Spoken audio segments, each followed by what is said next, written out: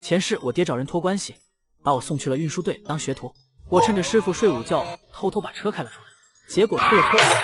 等我醒来的时候，柳如烟这个小寡妇就成了我的护工。虽然她大我4岁，但是人长得十分漂亮，经常跟我变着花样的康复训练。本想着过2年把证领了补办婚礼，结果第2年遇上了大干旱粮荒席卷全国，柳如烟偷走了我家所有的存款，拿来吧你！消失了，最终害得我家破人亡。我带着愧疚过完了这一生。大山哥、大嫂，如烟那闺女真的不错，你们别急着拒绝。我下午把人领过来，你们看一看，让她来照顾老三，按天给她工钱。你们要是觉得不行，再把人送走。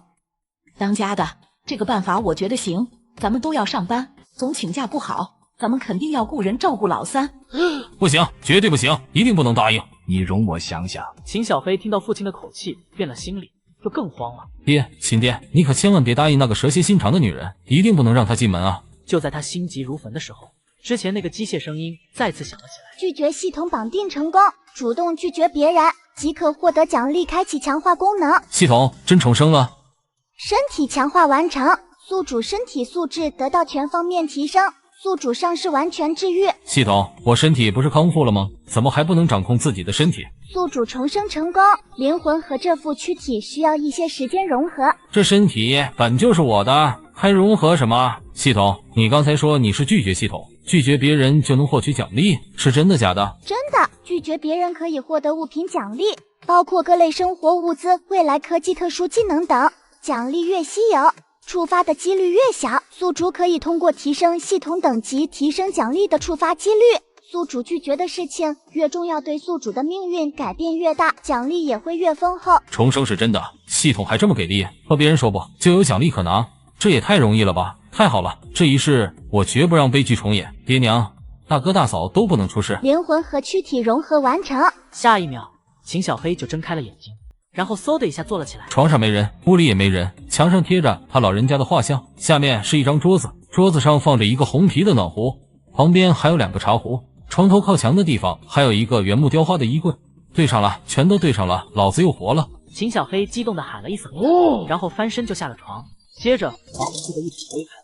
父亲秦大山冲了进来，他看到秦小飞先是一愣，然后伸着手就冲了过去。老三，你别动，别摔着了。秦小飞看到秦大山那张黝黑的脸，鼻子也猛地一酸，上一世憋在心里的愧疚和委屈，以及70多年的思念之情，在这一刻再也控制不住了。爹，儿想你了，我梦到你好几百回啊！秦大山微微一愣，这小子是不是脑子坏了？爹，我可想你，我以为再也见不到你了。这小子感觉不太对劲啊，以前用皮带抽他都没掉过泪啊，完了，不会成傻子了吧？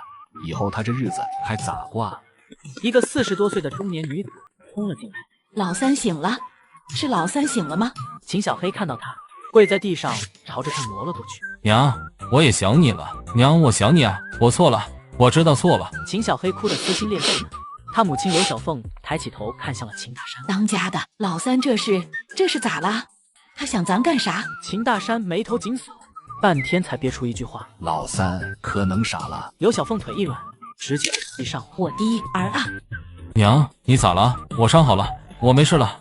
三啊，娘没事。三，你饿不饿？你去床上躺着，娘给你下面条去。不，我不饿，不吃。拒绝进食触发奖励，奖励宿主鸡蛋挂面1斤，物品暂时存放到临时奖励空间，请宿主24小时内提取。系统的提示音让秦小黑愣住，这都能有奖励？1斤鸡蛋挂面虽然不多，但来的太容易了吧？就是那个临时奖励空间才能存放24小时，时间太短了吧？这要是奖励多了，我可没地方存放啊！当家的，你拉着老三点，我去叫老大和老二，可别让他跑出去。秦大山点了点头。爹，你老了，头发都白这么多了。过了年我就50了，你以为你爹还是小伙子呢？秦小黑伸着脑袋朝着外屋看了过去。俺娘呢？给你下面条去了。爹，我不饿，我不吃。秦小黑再次拒绝了。系统的提示音没有响，他眉头微微一皱。应该是同一件事情只能给1次奖励吧？也对，要是重复给奖励，雇个人在家唱 no no no， 刷上几个月可能就富可敌国了。老三，你认识我和你娘，那你还记得咱家有几口人吗？秦小黑这才发现秦大山看他的眼神有些不对劲，想到自己刚才的表现，完了，被当成傻子了。爹，我没疯，也没傻，咱家有7口人，你叫秦大山，娘叫刘小凤，大哥秦卫国，大嫂张大侠，二哥秦宝霞，二嫂李小冉。你打过小八嘎，打过卤蛋，回来就被分到了龙城的胜利钢厂。大哥和二哥他们也都在钢厂上班。注意看，这个男人刚醒来就被老爹拿着鞋子拍，只因他趁师傅午睡偷开厂子里的车，出了车祸。续接上集，秦大山抬手就拧住了他的胳膊，另一只手掐住了他的脖子，用力的把他按到了床上。小王八羔子，你把我和你娘都吓死了。爹，我知道我闯了祸，开厂子的车出去出了事故，我怕挨揍。秦大山一只手按着秦小飞，一只手就把鞋脱下来，拿到了手里。我让你给我装疯卖傻。被老爹滋味也让他很是想念，因为身体被强化的原因，秦小飞并没觉得有多抖。爹，你没吃饭啊？大山被他这句话给气到了，丢下鞋就又得了。小王八羔子，我今天……秦小飞有些后悔，上一世可没被少抽，好好的，没事抖什么呀？好在母亲从外面冲了进来。当家的，你干啥？他冲过去一把就将秦大山给推开了，用身子护住了秦小飞。老三刚好，你就打他，他都傻了。他傻了，他沾上毛，比他们的猴都精。他是怕挨揍，装傻吓唬咱呢。秦小飞半躺在床上，冲他尴尬的笑了笑。刘小凤熬住了，转身就冲了上来。小王八蛋，我让你装傻吓唬我，我让你没事乱开车。抽了2下，他眼含泪花。你死人啊！不知道拦着我点。秦大山撇撇嘴。刘小凤看了看秦小飞脸上的那2道红印子，眼泪忍不住流了出来。三啊，你咋就这么不争气啊？命差点没了不说，你工作都撞没了，咱家还要赔厂子里的钱。秦小飞眉头微微一皱。赔钱了吗？我怎么不记得了？上一世醒来就被俏寡妇把魂给勾走了，可能家里人怕我有什么心理负担，也没说吧。好在现在有了系统，有机会补偿他们。此时秦小飞的大哥大嫂、二哥二嫂人性。三儿刚好，你可不能打他。爹，老三是惹了祸，你想打他，等他好利索再说啊。老三，你饿不饿？让你二嫂给你下碗面。昨天大舅家送来了20多个鸡蛋，让他给你窝2个荷包蛋。秦小飞笑着摇了摇头。二哥，我不饿。拒绝成功，触发奖励，奖励鸡蛋10枚，奖励物品存放至临时空间。秦小飞微微一愣，然后就接着傻乐了起来。面条和带荷包蛋的面条不是一回事，系统是个讲究人。爹娘、大哥大嫂、二哥二嫂，我以为我再也见不到你们了，我对不起你们。秦小飞想要煽情，大嫂一句话就对了过来。你可别整这吓人呼啦的事，你要真知道自己错了，回头好好找个工作，别天天吊儿郎当的跟着那些地痞流氓瞎混了，再惹出事来，坐了牢，我可不给你送吃的。大嫂这嘴巴跟管制刀具似的，说话还是不饶人。老大老二，你俩去借对门王大爷的板车，把老三送医院检查检查，看看是不是真好了，别留下什么后遗症。哥俩点点头，转身要出去的时候，外面传来了一个女人的喊声。秦大哥，他嫂子，我把人给你们带来了，你们快出来看看。卧槽，柳如烟上门了。上一世的时候，钢厂收回父母的房子，就这个李大花跳得最欢。大哥大嫂出事后，又说我是天煞孤星客家人，狗东西，今天可得有仇报仇，有怨报怨了。是大旱3年，柳如烟把我家洗劫一空，最终全家丧命。如今我带着系统重生归来，好你个柳如烟，我定让你付出100倍1000倍的代价。续接上集。李婶把谁带回来了？还能是谁？一个小寡妇，叫柳如烟，是李婶她外甥村里的。男人死得早，长得倒是挺好看的，说要给你冲喜，当你媳妇。咱爹娘没同意，李婶就让她来照顾你，管她吃喝，一天再给3毛钱。大嫂子，这闺女你也看到了，要身板有身板，要长相有长相，要不是她结过婚带个孩子，你家老三能娶到这么好的媳妇？你觉得好，带回家，让你儿子和他今晚上就洞房，折腾一宿，明年你就能当奶奶了。也不对，他不是带了个儿子吗？你原地就能当奶奶。秦小飞眼睛扫了一圈，就落到了柳如烟身上。没变，什么都没变，还是这么白，还是那么大，依旧是那么长。你咋这么和长辈说话？我这也是好心。老三，你看看这闺女咋样，给你当媳妇行不？秦小飞摇了摇头，我不要。拒绝成功，奖励系统空间。秦小飞脑袋突然一胀，捂着脑袋就蹲到了地上。系统直接在他的脑袋里开辟了一个空间出来。系统奖励物品存放至系统空间，宿主可以随意取用，空间无限大，可以存放除人类以外的任何物品。老三，秦小黑的爹娘冲了过去，秦小黑急忙站了起来。我没事了，刚才就是跑出来的太快了，脖子一转，扯到筋了。老大老二，赶紧送老三去医院。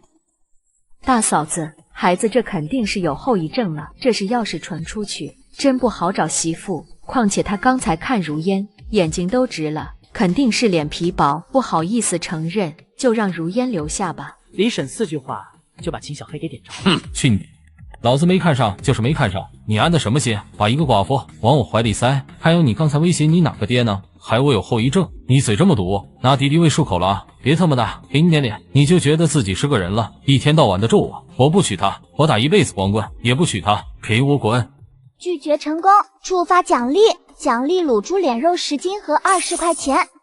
好，我今天算是知道了，啥是狗咬吕洞宾，不知好人心了。我好心好意给你找个媳妇，你不要就算了，你还骂街。秦大哥、大嫂子，你们教的好儿子啊，我不管了。秦小黑被秦大山踹了一脚。你少说2句，他李婶孩子说的话不能信。老三这是刚好，脑袋还糊涂着呢，你别和他一样的。你的好意我们心领了，孩子没看对眼，这事也不能强求。还好菩萨保佑，让老三醒过来了。万一和你说的似的，俺家这日子你说可咋过啊？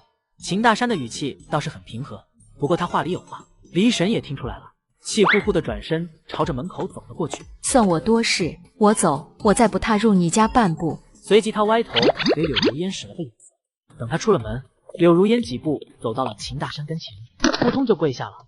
大叔，您发发慈悲，把我留下吧。我男人死了以后，公婆天天打骂我，也吃不上一顿饱饭。我不指望给您当儿媳妇，我给你们家当老妈子，做饭洗衣服，你们都是活菩萨，救救我吧！秦大山和刘小凤露出了为难的表情，大嫂此时也没说话。大哥和二哥，快流哈喇子了，我们家不缺老妈子，我们都有手有脚的，不用让人伺候。爹娘，我本来就名声不太好，咱们家再住进来一个小寡妇，谁家闺女愿意嫁给我？拒绝成功，触发奖励。拒绝那小寡妇留下，对命运走向影响很大吧？奖励肯定很丰厚。奖励技能：垂钓转精，被动技能，使用鱼竿方能生效，渔具强度增加1000%，中鱼几率提100%，渔获珍稀度提升20%，渔获重量提升20%。这个技能还真是有点鸡肋，明年开始就是连续3年的大旱，龙城能钓鱼的地方还真不多了。秦小黑的一句话，老两口眼神就变了。大嫂一步迈过去，一把就将柳如烟拽了起来，朝门外走去。你在屋里哭哭啼啼的，别的邻居还以为我们欺负你了呢。柳如烟愣了一下，刚要开口说话，刘小凤就拉着她走到了胡同口，随后把几张钱塞到了她的手里。闺女，之前说好的，你来照顾俺家老三，一天给你3毛，现在不用你照顾了，俺不能让你白跑一趟，这是5块钱，你拿上。大妈知道你不容易，去给孩子买点吃的吧。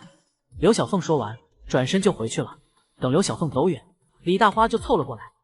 李婶，我怎么办啊？你让圣君哥娶我吧。李大花急忙转头看了看，确认周围没别人后，她松了一口气。你给我死了那条心，我就这么一个儿子，你可别霍霍他了。可孩子是你死鬼老公的，你要是再打我儿子的主意，我就去揭发你。李婶，那件事别再说了，我给你想办法找个更好的人家。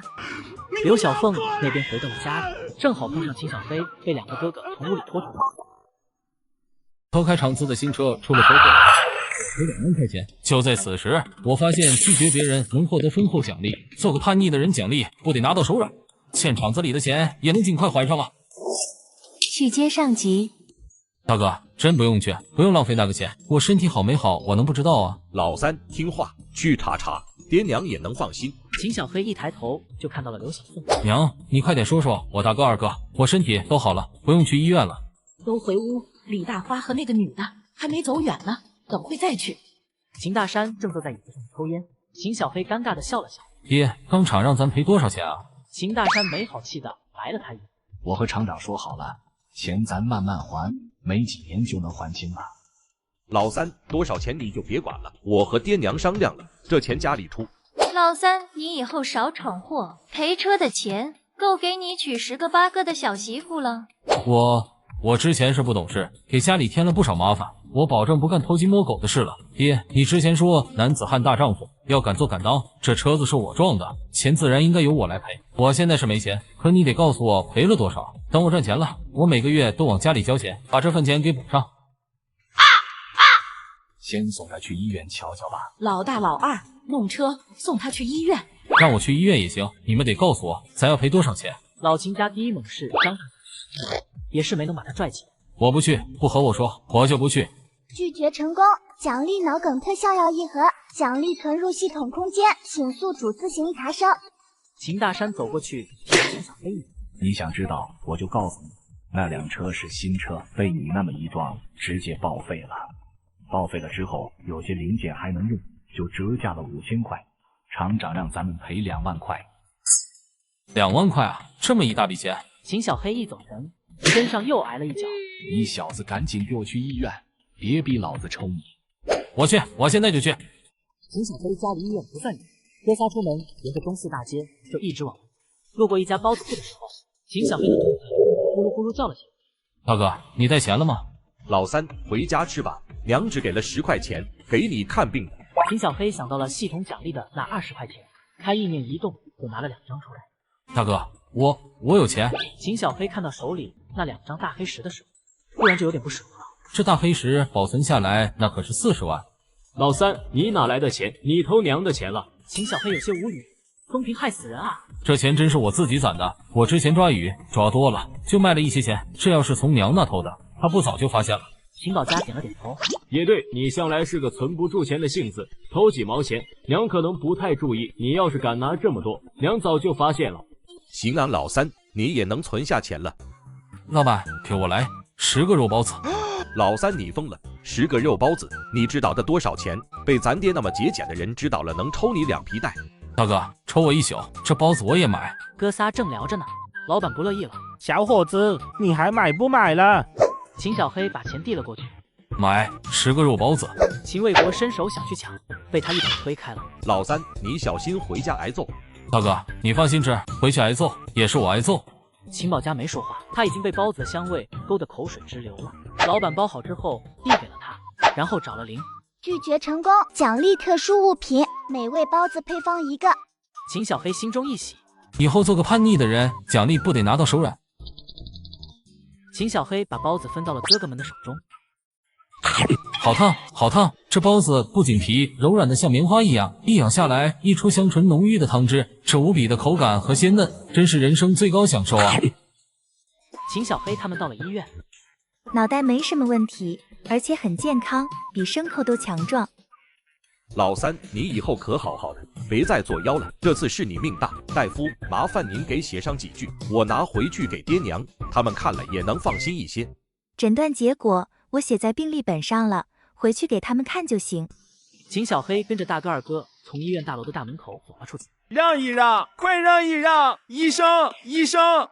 几个穿着军装的战士抬着一个担架从身边冲了过去，担架上是一个老头，脸色有些发紫，人已经昏迷了。老二，你看清担架上的人是谁了吗？有些面熟，好像在哪里见过。娘让我去医院做检查，此时几个战士抬着担架走了过来，担架上的老头竟是爹当年的首长。去经上级，你看他像不像去年春节去咱家看咱爹的那个人？秦宝家猛地抬手一拍脑门，是咱爹的老首长，他这是咋了？老二，你回家找咱爹去，就说白伯伯住院了，我带着老三进去看看，问问是咋回事。秦卫国凑到一个战士跟前，同志，刚才送进去的是不是叫百兴怀？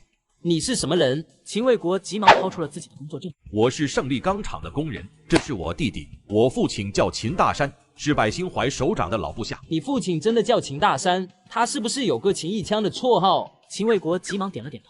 对，就是他。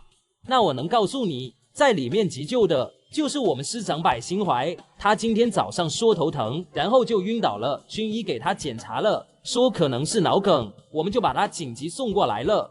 大爷的，不会这么巧吧？系统刚刚奖励了1盒脑梗灵，百兴怀就梗住了。这个人情要是让他欠下，以后遇到什么事情找他帮忙，他能不帮吗？秦小黑抬起了头，看到了飞奔来的秦大山和秦宝家。老首长怎么样了？老班长，医生说师长是脑梗，现在也不知道里面啥情况。爹，我有办法，就摆大爷。不等他把剩下的话说下来，一个医生从里面走了出来，随后摇了摇头。对不起，送来的太晚了，我们真的尽力了。老首长情况太严重了，他现在稍微清醒点了，说听到秦大山的声音了，要见他。你们谁叫秦大山？我就是。你快点进去吧，他时间不多了。秦大山点了点头。老三，你刚才说你有法子救人，是真的假的？老爷家那边山里有个道观，那个老道士会做药丸子，我每次去都去找他玩，他送了一颗药丸给我，说是关键时刻能救命的。秦大山叹了口气，如今只能死马当活马医。 A few moments later， 秦大山从急救室走了出来。老班长，师长啥情况啊？吃了药，人就精神了。我还以为是回光返照，结果医生说他情况好转了。秦大山抬手把秦小黑脑袋拍了一下，和我说说，那药丸到底咋回事？秦小黑把那套说辞又重复了一遍。你小子这次算是立功了，过了年招兵的时候，我也好让他帮帮忙，把你送去我之前待过的老部队。爹，我不去。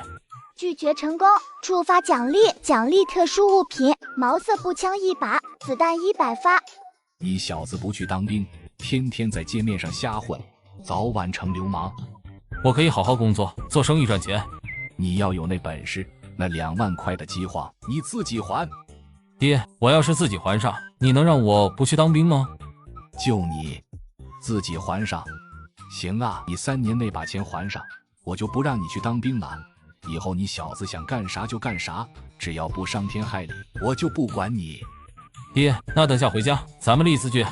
行，老大，你回家去立字据。老二，你去买只老母鸡，让你娘把老母鸡炖上，再熬一些小米粥，放点大枣，弄好就端过来。秦卫国点点头，转身就走了。秦保家一脸为难的朝着秦大山走了过去。爹，我没钱。那你回家找你娘要去。我怎么有种不好的预感？爹，老三有钱。崩溃了，我真的崩溃了。秦小黑把钱递了过去，然后又叙述了一下钱的来历。秦大山随后又进了病房。明年就是大旱的第1年，粮食供应会出问题，眼下要快点想个办法赚钱，不只是为了还车钱，最重要的还是囤物资。对了，垂钓技能，还有刚刚奖励的 98K。村子前面就是个大水库，我得弄一些渔具过去钓几天。后山还有野猪、兔子和野鸡，运气好的话还能看到黑虾。不呢，突然就有人踢了他腿一下，刚要骂街，他就看到了自己老子那张脸。走，你百大爷要见你。首长，这就是我家老三。秦小黑跟百心怀寒暄了几句，就溜达着回家了。路过一家供销社，刚想进去买渔具，结果他掏了个空。哎，二哥，你嘴怎么就那么快呢？系统，能不能先借我10块钱？系统不提供借贷服务哦。操他猴子的！小冉，你去把老二带回来的鸡杀了，鸡毛给我留着，我扎鸡毛掸子。这是给我准备的。娘，我回来了。医生说我啥毛病都没了，身体比牛犊子还结实。你大哥二哥回来都和我说了。对了，你百大爷咋样了？秦小黑把医院发生的事情简单叙述了一下，包括他编的那个瞎话。你这孩子，你咋不早点和我说？要知道这么管用，我就给你吃了。二嫂，我二哥呢？他刚回来没多大会，屋里躺着呢。秦小黑走到门口敲了敲门。二哥，我找你有事。机缘巧合下，我发现系统还可以通过吸取古董升级获得更丰厚的奖励。这年头老物件可遍地都是啊。去接上集。啊，我累了，我睡一会，有事晚上说。二哥，你开门。老三买东西剩了2块多，我都给咱娘了。二哥，你要是不开门，我就找二嫂去要钱。刚说完不到3秒，房门就被打开了。老三，你昏迷的1个月里，二哥给你擦屎接尿，为了照顾你，那可没少请假。别人给我替班，我不得还人情。烟总要买几盒吧？给我5毛就行。早说啊，5毛是吧？秦保家脱下鞋子，从里面拿了张毛票出来。秦小黑一脸嫌弃的把钱接了过去。二哥，你该洗脚了。我每天晚上睡觉前都洗。那你脚丫子臭得够快的。二哥，这段时间辛苦你了。烟你先别买了，明天我钓鱼去，弄上2条大白鲢给你车间主任一送，他还不得乐得找不到北啊。老三钓鱼摸虾的本事确实不小，这是真有谱。秦小黑用那张臭烘烘的毛票买了渔具，回家的路上他又听到李大花在散步，他是傻子的谣言。李大花，你大爷的！老子不急着找你麻烦，你却跳这么坏。好，你等明年呢，老子让你一家子都饿死。刘小凤把母鸡炖上了，香味飘满了整个厨房。老三，等下鸡就炖好了，娘给你留个鸡腿。娘，鸡腿你吃吧，我现在好了，用不着补了。拒绝成功，奖励物品德州扒鸡10只。我儿子长大了，懂事了。那行，老二，你去医院把鸡汤给你百大爷送去。百大爷现在是师长，过些年说不定就是军长了，好好把2家关系维护好，将来要做些什么也能有所依仗。娘，我去送，让我二哥歇着吧，医生说了要多运动，不然肌肉都躺退化了。鸡肉，我炖得刚刚好，没化。鸡肉是人身上的这个肉，娘你摸摸，就是这。这是疙瘩肉。那行吧，你可拿稳点，别毛毛躁躁的。老三，你手里拿的啥？我闻着怎么这么香呢？扒鸡。你小子行啊，扒鸡都吃上了，给我个鸡腿，我尝尝正不正宗。秦小黑往旁边挪了2步，不给，要吃自己买去。拒绝成功，奖励大团结1张。老三，商量呗。想吃啊，5块钱1只。5块钱，你怎么不去抢？这样吧，我用东西和你换。这老登不是一般的嘴馋，解放前他爷爷也算是个能人，开典当行赚了不少钱。后来老爷子死了，偌大的家业就倒了。不过瘦死的骆驼比马大，他家里肯定藏了一些古玩。想到这里，秦小黑态度和语气就发生了转变。李叔，你要是想换也不是不行，那我去你家里看看。去看，现在就去看。秦小黑进了屋，眼睛就跟探测器似的。屋里有一张8仙桌，4把官帽椅，墙跟前放了一张条案桌，上面摆了2个青花瓷瓶，中间放了一个长了绿锈的铜盆。秦小黑伸手去摸了一下，发现含有升级能量的物品，升级能量足够多，系统就可以升级。升级之后，奖励会变得更加丰厚。古董里含有升级能量，一些特殊的矿石、宝石里也有，甚至某些人身体里也会有升级能量。老三，我这个铜盆可是祖传的。1只扒鸡。不行，2只，卖给收破烂的还能卖好几块钱呢。那算了，你把铜盆卖了，自己去买吧。不过我也不能白来看你的东西。李叔，你尝尝。李茂才伸手接了过去，然后塞进了嘴巴里。香，实在是太香了。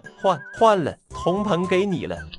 百大爷，来的路上我看到有人卖扒鸡，我闻了闻，味道老重了，就买了1只。百心怀接过去，低头闻了一下。大山，当年咱们在东山打仗，路过德州的时候，团长请咱们吃过1只，就是那个味儿。秦小黑拿出了1瓶毛子和2包华子。大爷，这还有好东西呢。秦大山直接给了秦小黑一脚。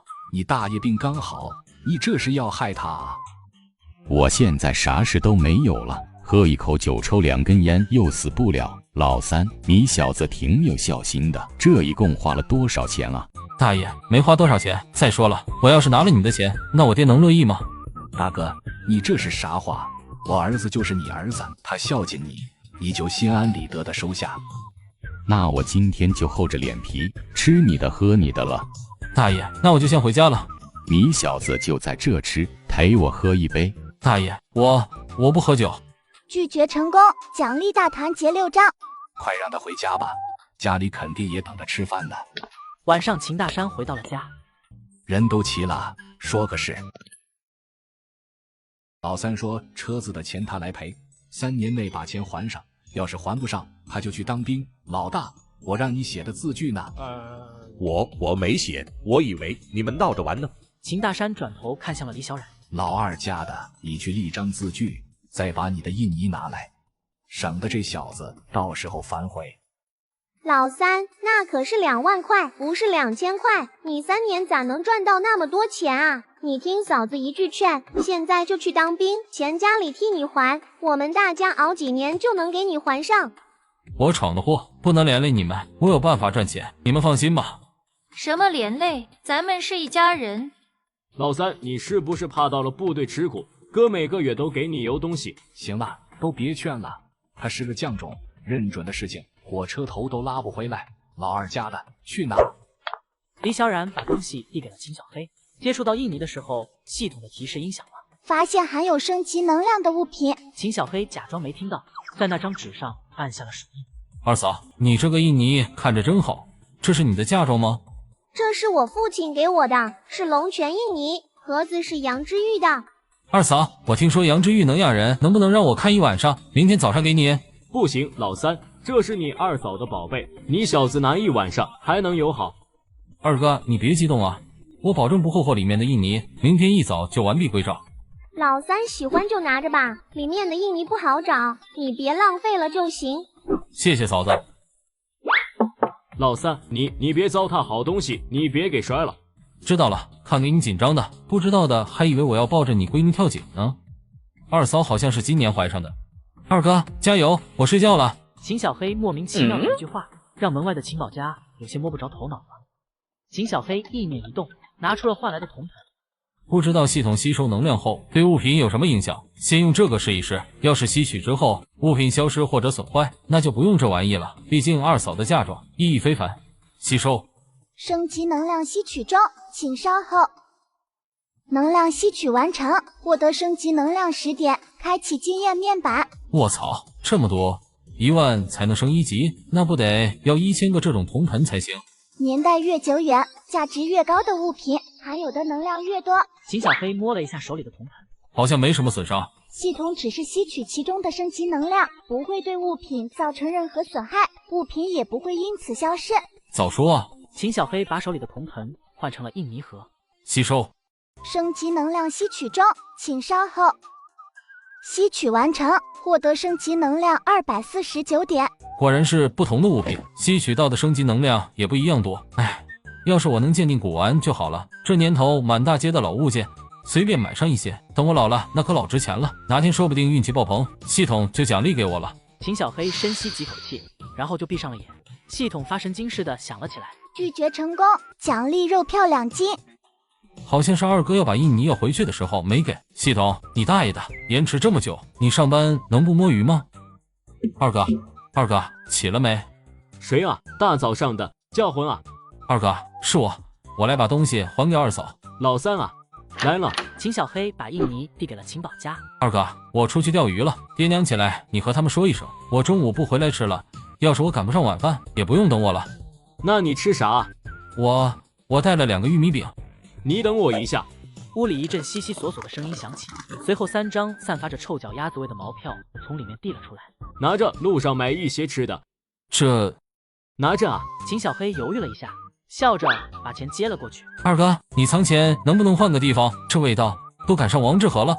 别臭贫了，钓鱼就钓鱼，别和人打架，也别下水。好，我知道了。秦小黑顺着井子河往南走了几百米，然后找到了一个不错的地方。发家致富第一步，少生孩子多种树。他念完咒语，把鱼钩甩进了水里。10分钟不到，那个将近半米高的铁皮桶里就多了7、8条鱼。再一次提起鱼竿时，鱼钩上挂了一些草根，草根缠着一个圆环。谁这么缺德，把门环丢水里了？秦小黑用力把上面的东西甩了出去，圆环断成了3、4块。他看到了一抹绿色。发现含有升级能量的物品，是否牺牲？注意看，眼前的男人觉醒了钓鱼专精技能。Double kill, triple kill, quadra kill, pentakill。续接上集。冰种杨绿手镯，刚才我要是仔细看看，可惜了。系统吸收吧。吸取完成，本次吸取升级能量490点。太阳慢慢升起，附近也出现了一些老头和年轻人。秦小飞见人多了起来，就把铁皮桶里的鱼都收到了系统空间里。一个穿着中山装的老大爷提着马扎和渔具从他旁边走过去，然后又折返回来，朝着铁皮桶里看了一眼。哟，小伙子，你这一条没钓到啊？大爷，我这刚来。小伙子，你用的那是什么鱼饵？钓鱼要用蚯蚓，你用面团不行。大爷，我这是独家秘方，特制的鱼饵。特制的？那你钓到几条鱼了？秦小黑猛地一提鱼竿，一条4斤多的草鱼就被他硬拉出了水面。狗屎运，一定是狗屎运。大爷往前走了3、5米，刚把鱼钩甩了出去，旁边就有了动静。他歪头一看，这次更过分，一条半米长的鲤鱼，周围的人聚拢过来不少。哎呦，多少年没见这么大的鱼了，这小子运气真好。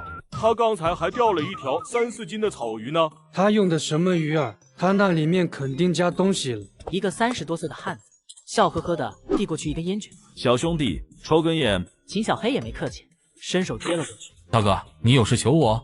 小兄弟，我这半包烟给你，能不能分我一些鱼饵啊？拒绝他可以获得系统的奖励，可要是不给，我特么烟都接过去了。给你1点也行，但你得拿别的鱼饵和我换。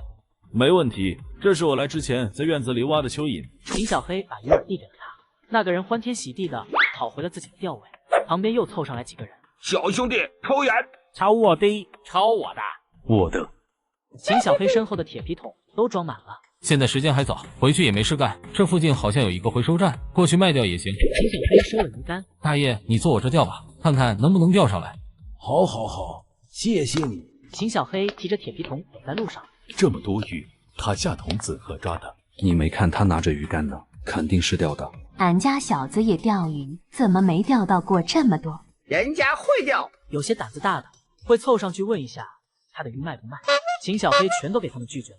系统提示音响了7次，最后一个奖励最给力，直接加强了他的垂钓专精技能。渔获体积增幅提升到了25%。秦小黑来到了回收站，鱼不分大小，不分鱼种，统一收购价每斤1毛5分钱，一共是10块1毛5分。这比他想的要少了一大截。小伙子，你这一天赚的都快赶上我半个月工资了，你还有啥不高兴的？大姐，供销社卖的鱼1斤2毛多呢。那是卖，咱们这是收，价钱自然不一样。随后他又找到了鱼的旁边，从上午10点多一直钓到了下午3点半，10多斤的鲤鱼鲢鱼有上百条，10斤以下的有200多条，王八18只，虾也有17、18斤。除了这些，他还钓上来2个金手鲯。系统从上面吸收了3120点升级能量。明天还继续来这钓，先去卖一些鱼，顺便去供销社买2个更大的铁皮桶，每次去还能多卖一些。下午4点10分，秦小飞提着桶进了那家收购站的门。卖鱼的过程同样很顺，甲鱼加上那7、8条鱼，卖了一共16块7毛8分钱。桶里还有2只3斤多的甲鱼，2斤多的河虾，他准备带回家。系统空间里还有那么多鱼货，拿到黑市去卖，少说也能卖上100块吧。就是不知道有没有人买。哎，要是能有个固定的销货渠道就好了。爹娘，我回来了。刘小凤和秦大山听到动静就进屋了。老三，你跑出去一天。娘，王八。这孩子，你咋说话呢？娘，你看啊，王八。还真是老鳖。老三，这2只老鳖你哪里抓的？下午我去什刹海钓的，然后去收购站卖了一些，那边有很多虾。还他娘，一会去拿2根麻绳，我把这老鳖捆起来给厂长和副厂长送去。老三惹的祸不小，他俩帮了不小的忙，咱得好好感谢一下。刘小凤点了点头。老三，你说你还卖了一些，钱呢？秦小飞笑着把手伸进了口袋里，掏出了钱。娘，有3毛是早上我2哥给我的，让我买饼吃。你没买啊？那你中午吃的啥啊？你这死孩子，伤刚好了。他还能饿着？秦小黑确实没饿着，中午的时候啃了一只扒鸡。娘，我中午吃了，生了一堆火，烤了1条鲫鱼，这么多鱼。爹，王八。秦大山抬手打了秦宝家的胳膊一下。我是想说，爹，哪来的王八？老三钓的。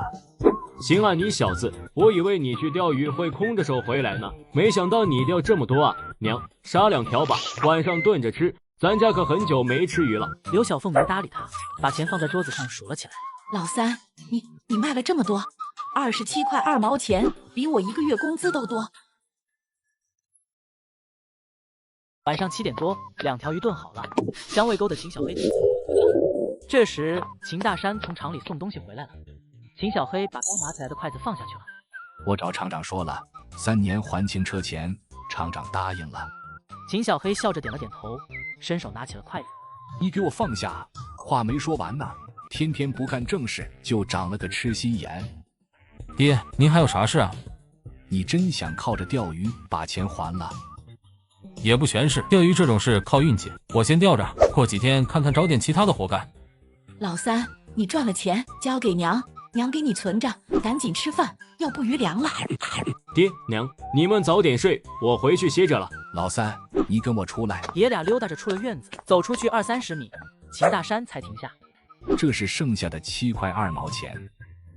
爹，这钱你给俺娘，给我干啥？明天拿着去给你嫂嫂们买点东西。爹，我知道。你知道个蛋！您放心，我以后肯定不犯浑了。我好好的赚钱，孝敬你和俺娘，赚钱帮衬大哥和二哥。秦大山抬手拍了拍他的肩膀。老三，你长大了。爹，那以后你揍我，能不踢定了吗？秦大山一瞪眼，抬脚就踢了上去。老子揍你，还得你选地方。秦小飞今天依旧来得很早，一个老头把吊位给占了，他身后还站了一个精壮的年轻人。小伙子，你也来钓鱼啊？我是不是占了你的位置？谁家好老头出来钓鱼，还带个保镖，可能身上还放着枪。秦小黑摇了摇头，没有，这地方是公家的，您老先来的，这就是您的，我去别的地方钓。小伙子，这地方也挺大的，我往这挪挪，你在这钓。不用了。老头起身，把马扎往旁边挪了挪。来啊，地方都给你让出来了。秦小黑没再说什么，他直接把鱼竿拿起来，将鱼饵挂到了鱼钩上。走你！和昨天的情况一样，鱼钩丢下去没几秒，鱼漂就被呼的一下拉没影了。秦小黑猛地一提竿，一条金灿灿的大鲤鱼就被他硬拉出了水面。那老头看着鱼竿上挂着的那条筷子长的鲤鱼，心里别提多羡慕了。老先生，你鱼漂动了。老头嗖的一下把鱼竿就提了起来，一条手指长的白鲢从水里拖出来，甩上了天。老头还没来得及大怒，鱼就脱钩了，直接掉到了水里。秦小飞憋着下来把鱼饵挂到了鱼钩上，10分钟不到，小艇就被装满了。小伙子，你那鱼饵能不能借给我点？不借，但可以等价交换。后面站着的那个精壮汉子眉头一皱，往前迈了。老头瞪了他一眼，他撇撇嘴，退了回去。小伙子，我出门也没带钱。换，不是卖。老头伸手摸了一下身上的口袋，掏出来半包烟。我身上就只有这个了。秦小黑扫了一眼，白皮烟，上面一个红色的五角星，这应该是特工的吧？小伙子，这些都给你。秦小黑摇了摇头，做人不能吃亏，但也不能贪心，2根就行了。他伸手掰了一半的鱼饵，递给了老头。你这小伙子倒是有意思。换上鱼饵，等了不到3分钟，他的鱼漂就动了。接着一提竿子，一条巴掌大的鲫鱼就被钓了上来。钓到了，小伙子，你这鱼饵还真管用。不管用，我能要你的烟？秦小黑猛地一提竿子，一条8斤重的白鲢就被拉了上来。哎呀，我擦嘞！那老头脸上的笑容瞬间就凝固了，刚钓到鱼的喜悦瞬间就被冲淡。老头看了看手腕上的表，然后就把鱼竿收了起来。小伙子，你继续钓吧，我得回去了。这就走啊？您鱼桶还没钓满呢。下次吧，我还有事。那个精壮的汉子把马扎和鱼竿接了过去，他另一只手提了起来。您每天都来钓鱼吗？也不是每天，有时候会换地方。对了，我叫张维新。俩人互报姓名，继续认识。张维新，这个名字怎么感觉这么耳熟啊？肯定在哪里听到过他的名字。丁，拒绝成功，奖励粮票5斤。丁，拒绝成功，奖励特殊技能，枪法55开。在童子河遇到了爹当年的副军长，就在此时，我获得了枪法55开的技能。续接上集。系统，你大爷的又延迟了。不过这个枪法55开是什么鬼？枪法55开，宿主开枪之后有50%的几率击中目标要害，一击致命。那还有50%呢？剩下50%会脱靶。系统，你这技能感觉给了我一个寂寞，给我一个百发百中的技能，那我明天就能去山里找野猪单挑去了。2个小时后，秦小飞把马扎收了起来，然后提着2个水桶，沿着河道朝收购站走了过去。小伙子，这一上午你钓这么多，童子河里啥时候有这么多老鳖了？小伙子，你这一下赚的钱顶我2月工资了。对呀，他这一天赚了84块3毛钱。秦小黑没有和他们多聊，拿了钱提着桶拿上鱼竿就走了。随后他来到了市场卖百货的柜台。姐姐，麻烦你给拿3瓶雪花膏。小伙子，3瓶雪花膏，你用得完吗？你有几个对象啊？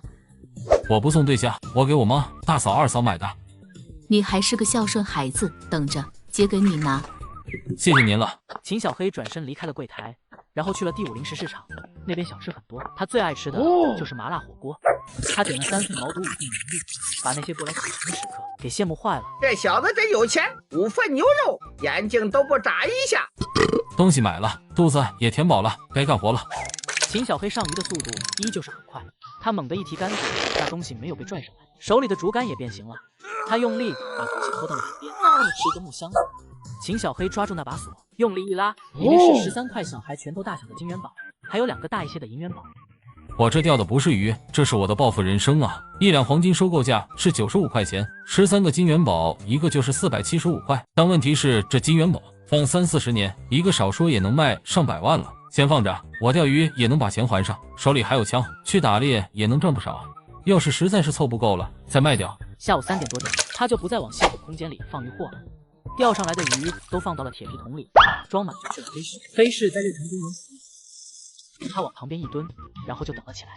有个戴帽子的男人站到了他水桶旁边。小兄弟，这怎么卖的？你要多少？要的多就便宜。收购站，甲鱼1斤1块5，鱼1斤1毛5。你要是都要，甲鱼1块7，鱼2毛。小伙子，你会不会做生意啊？你怎么能卖的比收购站还贵？大哥，你去收购站能买到鱼吗？水产店供销社他们能按收购价卖给你吗？那人犹豫了一下，甲鱼我给你加1毛，鱼我给你加2分，你要是不卖就算了。秦小黑没有立马拒绝。大哥，我要是能拿来更多，你要吗？你还有多少？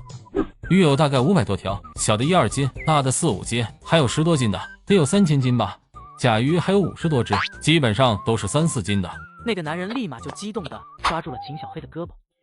兄弟，你说真的？桶里这些我都要了。另外的，今晚12点，你把鱼送到第3棉纺厂后门，咱们一手交钱，一手交货。秦小黑眉头微微一皱。你是？兄弟，别坏规矩，我不问你哪来的，你也别问我是干啥的。这人应该就是第3棉纺厂的。现在物资紧缺，搞聚餐没肉就显得寒酸，猪牛羊肉不好买，那就只能想办法弄一些水里的东西。大哥，长点吧，这也不是花你自己的钱。那人思索了一下，然后一脸不情愿的点了点头。甲鱼我给你1块7，鱼给你2毛1斤。明天有人问，你就说甲鱼2块，鱼2毛5。卧槽，这孙子比我想的还要贪啊！没问题。秦小黑一进屋就看到一家人吃饭呢。你这孩子怎么才回来？老三，你小子又钓了这么多鱼。老三，你今天卖鱼了吗？卖了一些，娘，我晚上去趟黑市，把剩下的鱼卖掉。那你出门注意安全。一家人聊了一会，秦小黑说了一下白天钓鱼遇到的那个老头。你说他叫啥？张维新啊。爹，你认识啊？当年我和你百大爷就是他的兵，去打鹰将的时候，他就是副军长了。要不是他，我可能就回不来了。老三，你要是下次再遇到了，送几条鱼给他。行，下次我肯定送，就说你让送的。秦大山眼睛一瞪，别提我。爹，你不是他的兵吗？让你别提就别提，哪那么多话？时间不早了，都睡觉去。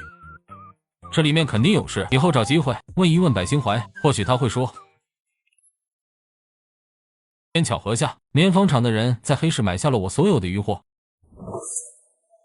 续接上集，秦小黑回到屋里就躺床上去了。钓上来的东西都没吸收升级能量呢。系统吸收。丁，升级能量吸取中，请稍后。丁，吸取完成，剩余升级能量38923点，满足升级要求，是否升级？卧槽，吸收了这么多！系统，你啥时候这么给力了？升级，立马升级。丁，扣除升级能量1万点，升级成功。系统等级提升至1级，触发系统奖励难度降低1%，奖励品质提升1%，触发特殊奖励几率增加1/1000，剩余升级能量28923点，满足升级要求，是否升级？还能升级，接着升级。丁，扣除升级能量2万点，升级成功。系统等级提升至2级，触发系统奖励难度降低1%，奖励品质提升1%，触发特殊奖励几率增加1/1000，剩余升级能量8923点，升级所需能量3万点，请宿主努力获取升级能量。秦小黑撇了撇嘴，回头去皇城转一圈，里面那么多老物件，还不得让我升几十级？升到100级也不是没可能。秦小黑用神识看了一下系统空间里的金元宝和银元宝呢？还有那个金手镯呢？怎么都不见了？系统，老子的东西呢？转化成升级能量了。你大爷的！你之前说了，只会吸取其中的升级能量，对物品不会造成伤害。那是瓷器、字画古籍、翡翠玉石等物品，不包括贵重金属、黄金和白银，会被直接吸收，转化成大量的升级能量。你特么的不早说，那些金元宝能卖6000多块钱呢，你还给我！能量转化不可逆，吸取之前，请宿主表达清楚。算了，先补个觉。不知道过了多久，几只蚊子在他身边飞来飞去，差点耽误正事，还得送鱼呢。秦小黑飞快地赶到了第3棉纺厂的后门，不一会，那个男人带着几个人走出来。小伙子，我今天和领导说，他还说我要少了，没想到你送来这么多，这下好了，我们的问题算是解决了。村里人说难得来一次，就多弄了一些，我还怕你们吃不下呢。吃得下，吃得下，聚餐用不完，还能给工人改善伙食。鱼过完成，他们就全都扛进了棉纺厂的后门。秦小黑焦急的等了16分钟，才算是忙活完。加起来一共是1430块钱，你数数。秦小黑接过去，仔细的数了2遍。行，钱对了。你们把东西搬去食堂，我送一下这个小哥。俩人走了一段距离就停下了。贾玉，你得给我81块4，鱼你要给我51块6，一共是133。大哥，咱们算是两清了，这事你放心，我什么都不说。那就行。大哥，你们工厂啥时候还聚餐啊？这个月没戏了。那其他厂子呢？他们要是有需要，你也可以让他们去黑市找我，我这几天晚上都会去黑市卖鱼。秦小黑说着，从口袋里掏出了2包中华烟，塞到了他手里。俺们庄稼人也不知道啥烟好，就挑贵的，买了2盒，您别嫌弃。小兄弟，我回头帮你问问，要是他们有需要，就让他们去找你。第2天早上，秦宝家就来敲他门。老三，起来吃饭了。来了。他把系统奖励的那个卤猪脸肉拿了出来，放到了那个大的铁皮桶里。我的个活祖宗，你又买啥了？秦大山眉头皱了皱，起身走过去看了一眼。这猪头卤的不错，料放的足。当家的，这么大一个猪头得多少钱啊？老三这个败家子又乱花钱，今天我非得抽他。海他娘，老三以前也乱花钱，可你见他往家里买过啥东西了？不是和那些狐朋狗友吃了喝了，就是买一些刀剑回来。他现在知道想着家里人了，长大了，你也别动不动就揍他了。你就护着他吧，一个大猪头那得好几块钱呢。行了，你也别生气了，孩子昨晚上卖鱼剩下的钱不都给你了？秦宝家笑呵呵的凑过去问了一句：娘，老三昨晚卖了多少钱啊？卖多少钱和你有啥关系？我就问问。129块钱，这个小王八蛋肯定没说实话，他还买了这么大一个猪头，身上肯定还藏钱了。冤枉啊！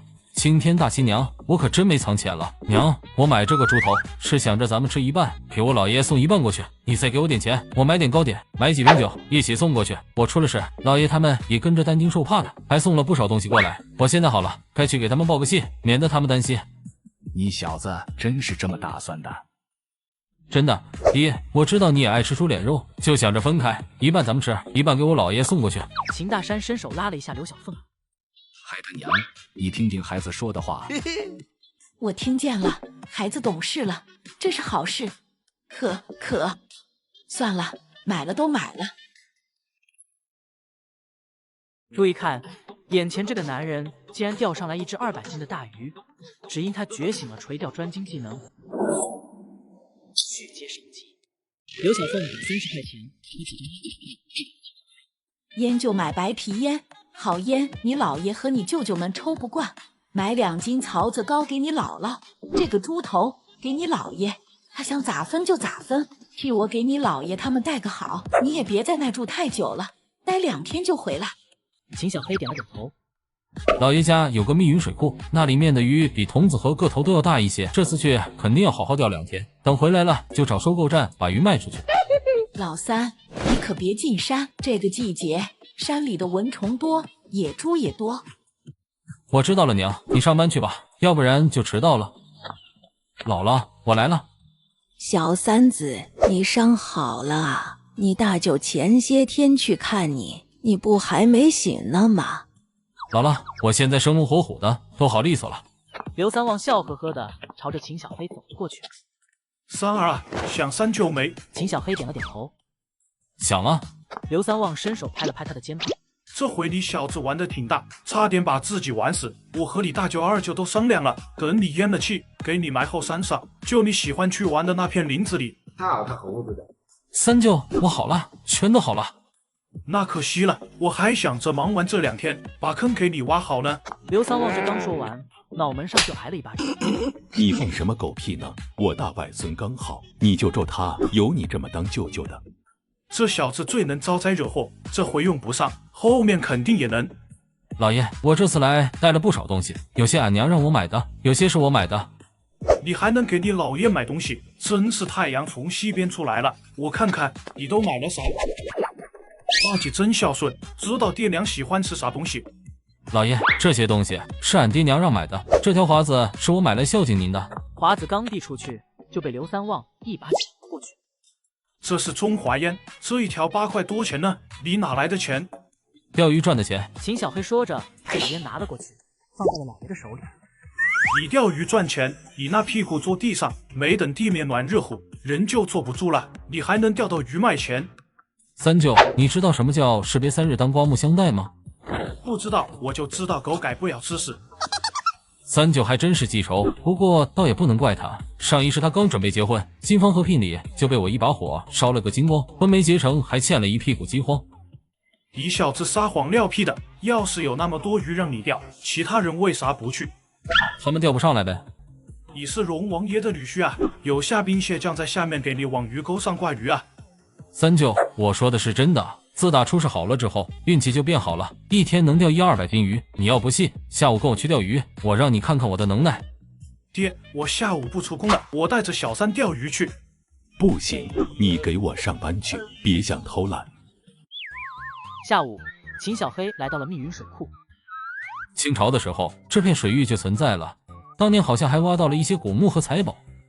还是不下去了，我水性不好，这水库也老深了，别到时候宝贝没找到，命先没了。很快他就找到了一个不错的钓鱼钩，入水没一会，鱼竿就动了。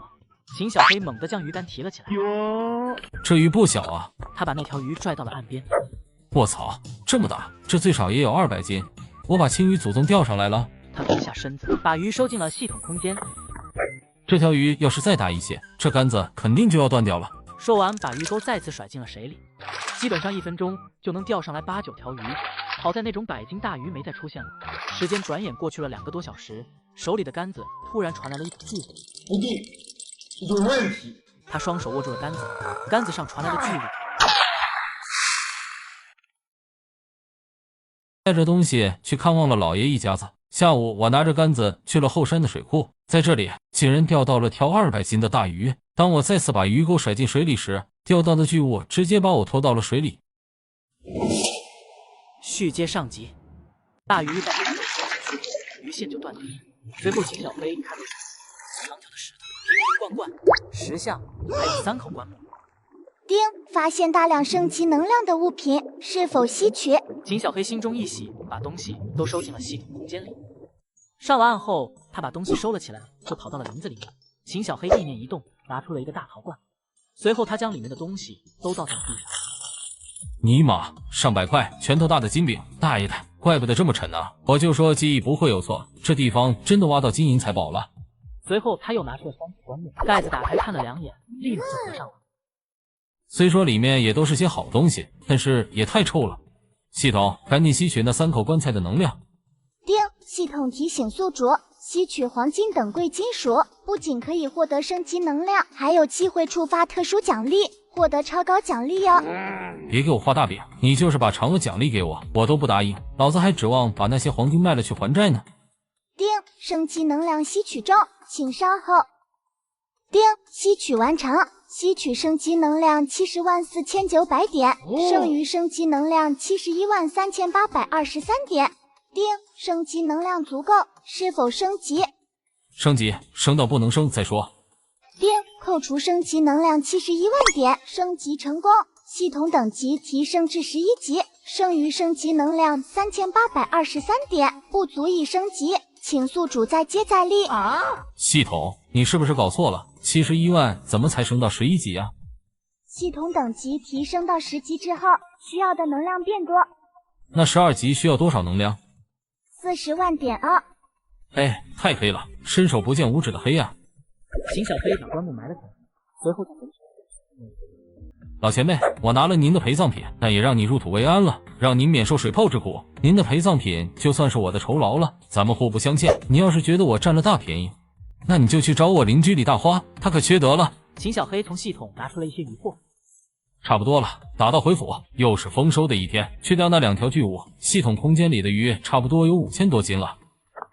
老爷，我钓鱼回来了。老爷子快步走了过去。这么大的花脸可不好钓，让你姥姥把鱼杀了炖上，等你大舅他们下了工，正好能吃。让我老歇着吧，等下我给您露一手。就你还会杀鱼？您就等着吃吧。1个小时后，秦小黑把鱼尝了出来。小三子，你这咋做的啊？这味道真香。老爷，我想和你商量个事。我就知道你小子准备憋好屁。老爷，我明天想进山转转。不行，小三子，要是别的时候你进山，我就让你去了。可今年不行，就是你出事前面半个月，村里有2个孩子进山被狼给砍了。去山里找的时候，就找到了一些破衣服和骨头渣子。你姥爷没吓唬你，当时全村人都进山找了，那俩孩子的脑袋都被啃得只剩骨头了。小三子，明天早点起来，让你大舅送你回去吧。姥姥，我后天回去。你这孩子不听话，让你回去就回去。行了，让他再待1天吧。小三子，你明天别进山，你要是不听话，我就让你大舅把你捆上，送回城里去。老爷，我听你的，不进山。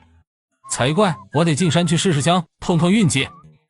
丁，拒绝成功，奖励特殊技能飞毛腿，宿主奔跑速度提升200%，减少50%体力消耗。丁，拒绝成功，触发特殊奖励超级猎犬1只，已发放至宿主系统空间。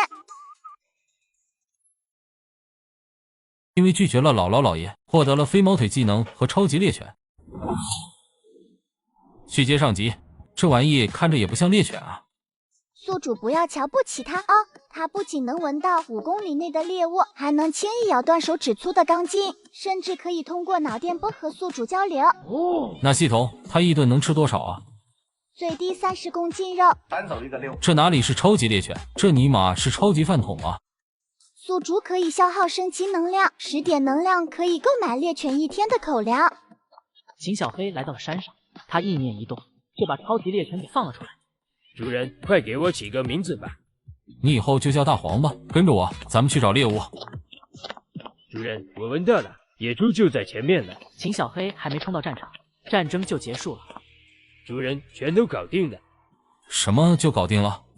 野猪，我咬断了他们的腿。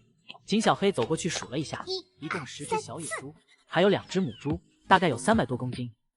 大黄干得不错，先把这2只小野猪带回去，剩下的收到系统空间里去。大黄突然变得警惕起来，身子猛地转过去。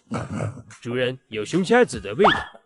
黑瞎子离咱们有多远？2公里，应该是闻到血腥味了，正快速往这边跑呢。大黄，你先躲起来，我上树。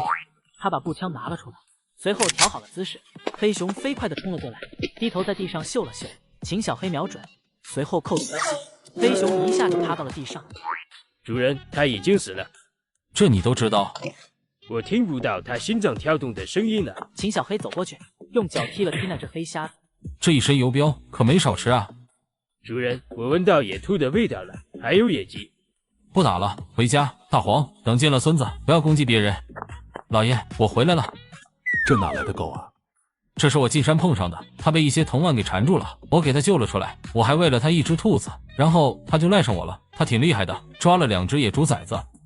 你个小王八蛋，我不让你进山，不让你进山，你还是去了。你要是出点事，我咋和你爹娘交代？老爷，我就是想进山采点野果，没想着往里跑，赶紧让我老出来烧热水，我给你搭把手，咱俩把这2头猪杀了，晚上就能吃炖猪肉了。先杀1只，留下1只，你明天带回去，要不然肉放1晚上就不新鲜了。老爷，咱们家还欠别人多少钱啊？你想干啥？没啥，我就是想问问有多少，要是没多少的话，就先还了。还了？拿啥还啊？老爷，我在城里钓了鱼，卖给收购站一些，晚上还会去黑市，黑市的鱼价格高一些，我给了俺娘一部分，让她存着，黄冈场车钱，我自己藏了一些。你小子还学会和你娘耍心眼了，家里还有248块7毛5分钱的外债，有些是当初你三舅结婚钱不凑手找人借的，再就是前些年你姥姥生病花了不少钱。秦小黑随即拿出了300块钱，刘三旺伸手把钱抢了过去，仔细的数了一下。老爷，这钱你拿着把债还了，你放心，这些钱每一分都是干干净净的。不行，我们见的不着急，你先把钢厂的钱还了。老爷，乡亲们不着急，是因为您是长辈，人家不好意思催，咱也不能仗着这一点一直拖下去吧。这点钱我很快就能再赚回来，钢厂那边拖一拖没啥，他们家大爷大的，乡亲们的日子都不好过，还是快点把他们的钱还了吧。这都几年了，你看看有人来给三舅说亲吗？没人给我说亲，你说怪谁？三舅，我这不正帮你呢吗？老爷，三舅都眼看着30了，再不娶媳妇，人家该说三舅身子有毛病了。我没有，我好着呢。那老大，你明天跟着他回去，问问你大姐的意思。这钱要是挣到来的，你大姐他们同意的话，就把钱拿回来。小三子，这钱你拿着，等回家了交给你爹娘，等说清楚了，再把钱给你大舅。丁，拒绝成功，奖励物品50斤大米10袋，猪肉500斤，牛肉500斤。11级的系统确实大方了许多。给了老爷300块钱，想还他家里的外债。老爷让大舅带着钱跟我回去问问爹娘的意见。续接上集。爹娘，俺大舅来了。姐夫，你还没吃饭呢吧？快进屋，海他娘，你去买点肉，给俺兄弟加个菜。大黄突然对着秦大山喊叫了。大黄，他是我老子，你要是敢攻击他，半小时后你就能下锅，2小时就软烂入味了。主人，他很危险，比老虎还危险。姐夫，他是老三在山里捡的，这狗可厉害了，自己抓了2只野猪崽子。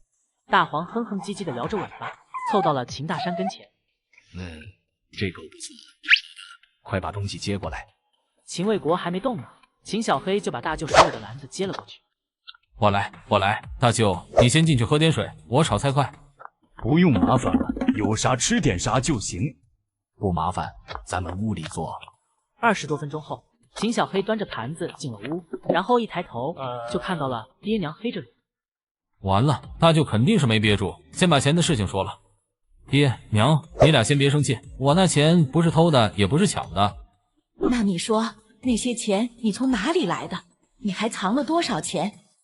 就这300了。爹娘，我知道藏钱不对，可我没乱花。三舅娶不上媳妇，是我害的。老爷家欠了200多块钱，哪个媒人能给三舅说媳妇？姐，你别生气了，老三这孩子懂事了，他去这2天钓了不少鱼，咱娘这几天可高兴了。大旺，这钱你拿回去给咱爹，让他把钱赶紧还了，剩下那些打几件像样的家具，托媒人给老三说亲。秦大山笑呵呵的拿起了桌子上的酒瓶。来，咱们吃饭，快陪我喝一杯。吃完饭，喝着茶水聊了10多分钟，大舅就坐不住了。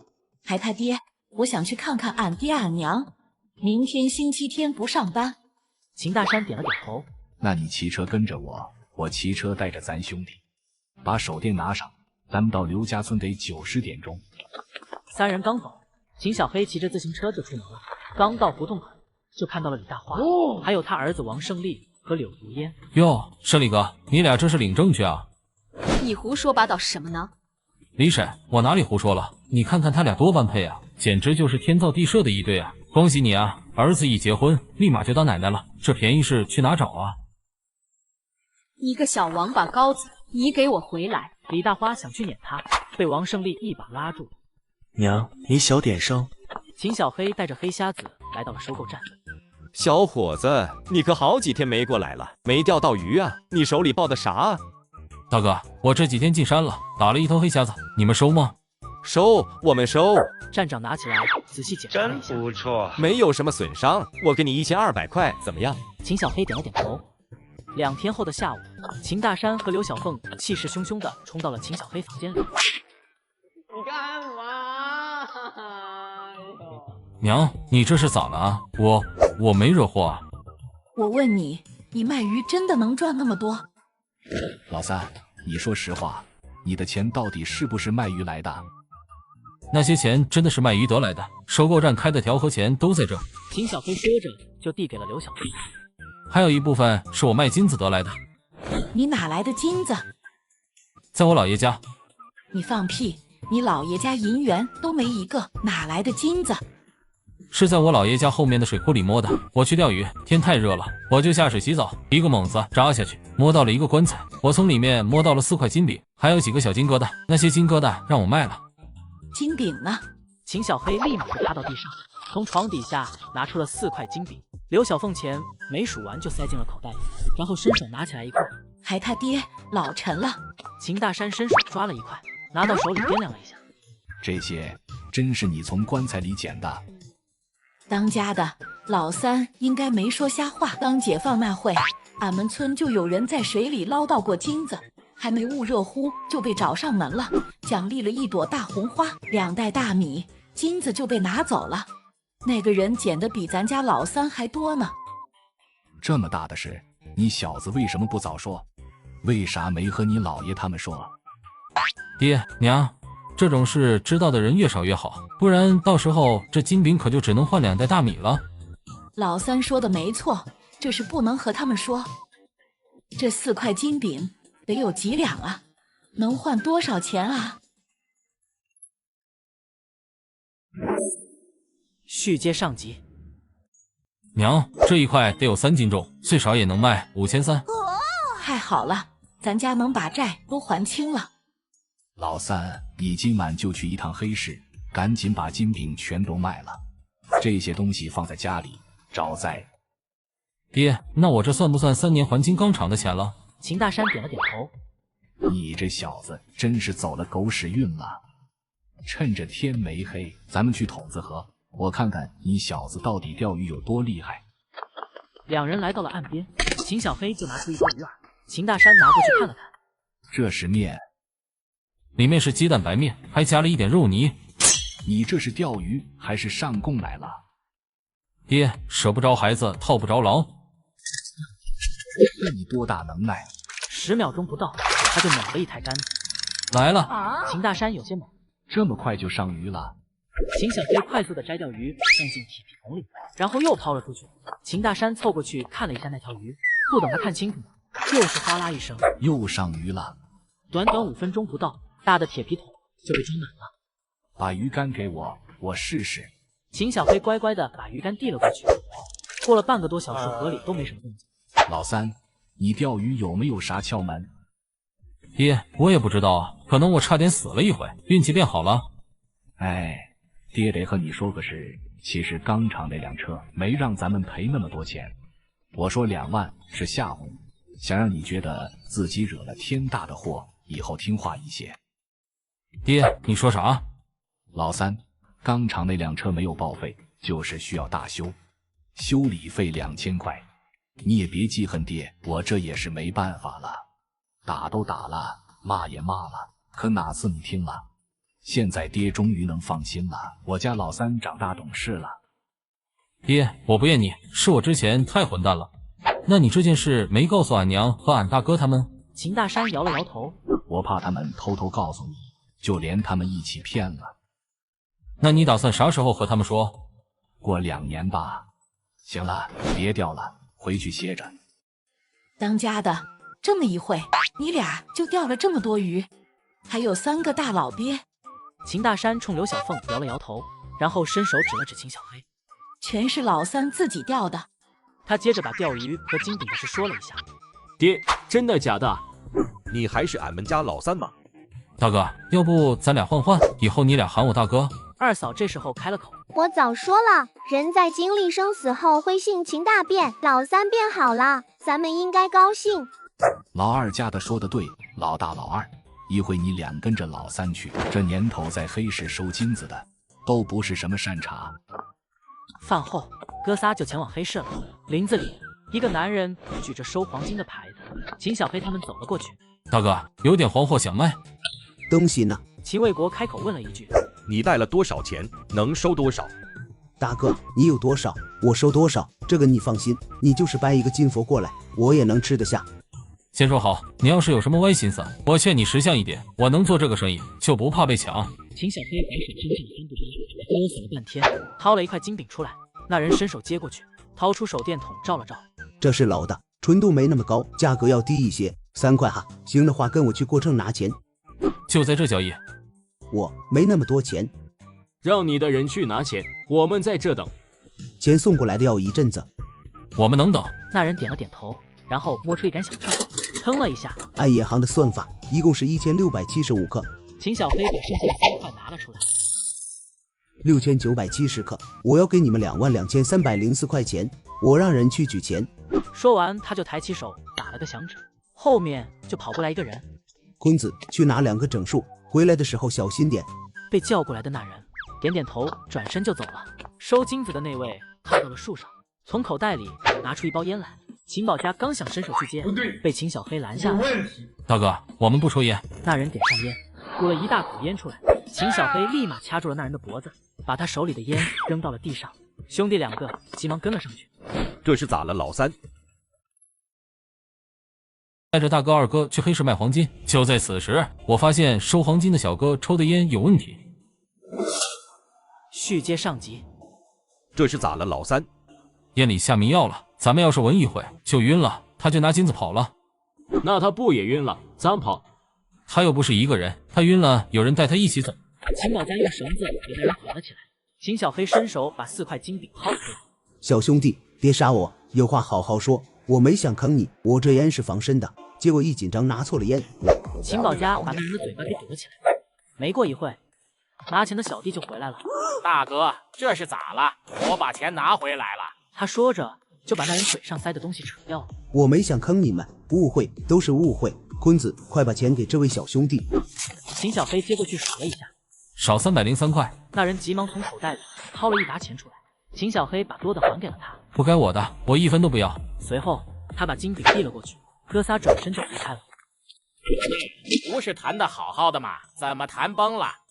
哎，怪我啊，我拿错了烟。那个小哥不简单，闻出味来了，立马就动手了，我都没反应过来，人就被牵制住了。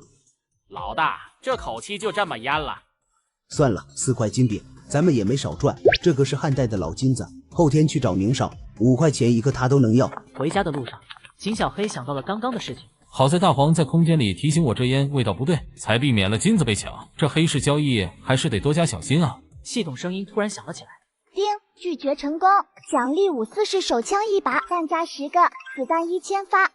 叮，拒绝成功，触发特殊奖励，奖励增加20%男性特殊能力。不等秦小黑开口问呢，他下半身就有了一种特殊的感觉。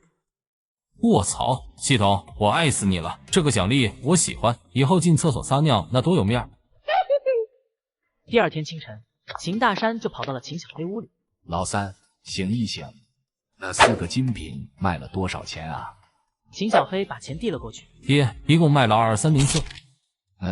前2天我听说钢厂要采购一些蔬菜和肉类，我就去找厂长说了下你的情况。厂长说了按水产店的价格给你。秦大山说着，把2000块给了秦小黑。这2000块你顺便拿去给厂子，把修理费给还了。秦小黑接过去点了点头。傍晚，他就送鱼回来了。老三，你今天给钢厂送了不少鱼吧？送了，得有3000多斤，钱也都还上了。娘，这是卖鱼的钱，厂里按2毛1斤收的，一共666块。以后交一半就行，剩下的你自己存着。快坐下吃饭吧。秦小黑刚想伸筷子去夹菜，却夹了个空。抬头一看，二嫂正狼吞虎咽呢，坐在一旁的秦宝家开了口：“爹娘，前2天小冉不舒服，我就带她去医院做了检查，医生说她怀孕了。